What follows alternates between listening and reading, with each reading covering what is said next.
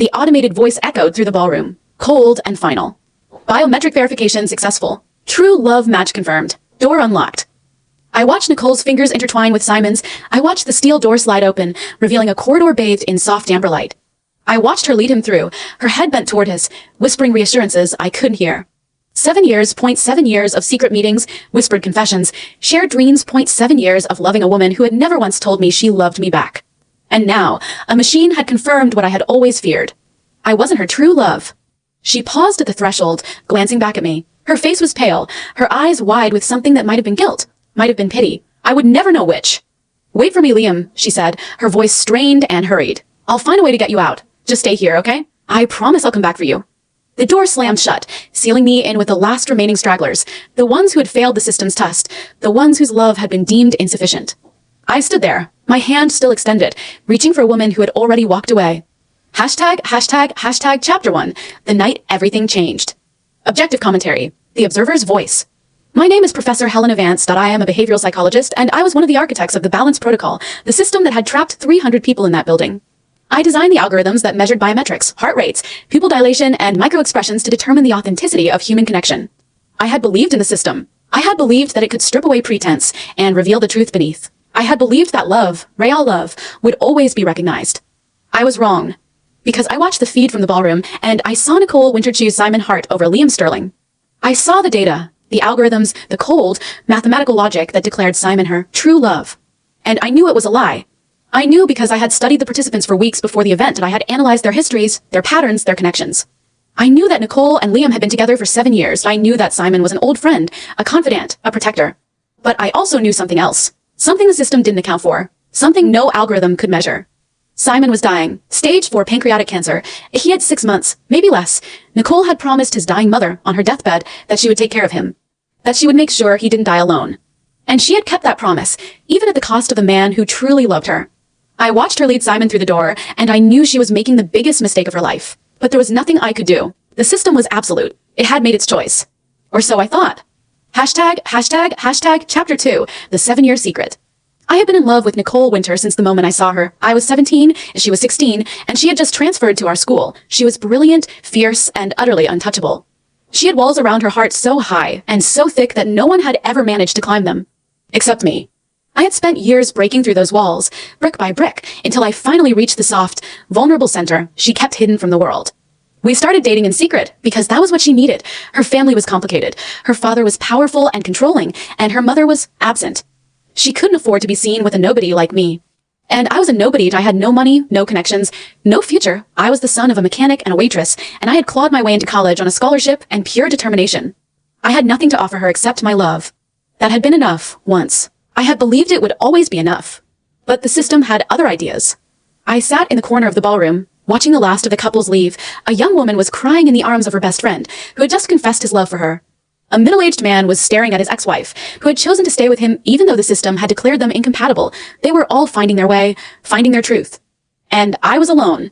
Nicole's voice echoed in my head, the last words she had spoken to me before the door closed. Just stay here, okay? I promise I'll come back for you. I didn't believe her. I couldn't believe her. She had chosen Simon, the dying man, the brother she had never had. She had chosen to honor a promise she had made on a deathbed over the love we had shared for 7 years. And I had to accept that. But I didn't have to accept it sitting down. Hashtag chapter 3, the escape. Objective commentary, the observer's voice. The system was designed to be impenetrable. I should know. I helped design it. But every system has a flaw, a loophole, a secret door that only the creator knows about. I watched Liam stand up from the corner, his expression shifting from grief to determination. He walked to the center of the room, his steps steady and deliberate. He looked at the camera, the one I was watching through, and smiled. Professor Vance, he said, his voice calm and clear. I know you're watching. I know you designed this system. And I know you know the truth. I leaned forward in my chair, my heart pounding. How did he know? How could he possibly know? There's a back door, he continued. A failsafe for emergencies. I found it in the code you left unencrypted, the one you thought no one would find. I've been planning this for months.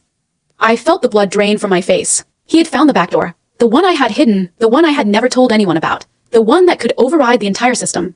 You're making a mistake, Liam, I said into the microphone, my voice echoing through the ballroom. The back door isn't for escape.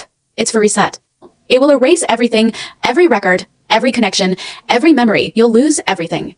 He smiled, a sad, knowing smile. I've already lost everything, Professor. The system took it from me. Nicole took it from me. I have nothing left to lose. He walked to the wall, where a small panel I had designed to be invisible was hidden. He pressed his palm against it. The panel slid open, revealing a keypad. I watched him input the code. The code I had never told anyone. The code that would reset the entire system. And I watched the lights flicker and die, plunging the ballroom into darkness. #### Chapter 4. The Reset. I didn't know what was going to happen when I activated the back door. I only knew that I couldn't stay in that room, locked in by the system that had just declared me a failure. The lights went out. The hum of the electronics died. And for a moment, there was silence. And then, the emergency lights flickered on. The doors all around me clicked open. The locks disengaged. I was free. I walked out of the ballroom, into the corridor, into the fresh air of the night. The building was empty, the other participants long gone. I was alone. But I wasn't going to stay alone. I had a phone in my pocket, one that the system hadn't detected. I had a contact list, a network of allies who had been waiting for this moment. And I had a plan. I made a call. The person on the other end picked up after the first ring. "Liam," she said, her voice cool and steady. "You made it out." "I made it out," I confirmed. "And I'm ready." "Good," she said, "because your greatest enemy is waiting for you. And he's going to be very surprised to see you." #### Chapter 5. The Reunion. Objective commentary. The Observer's Voice.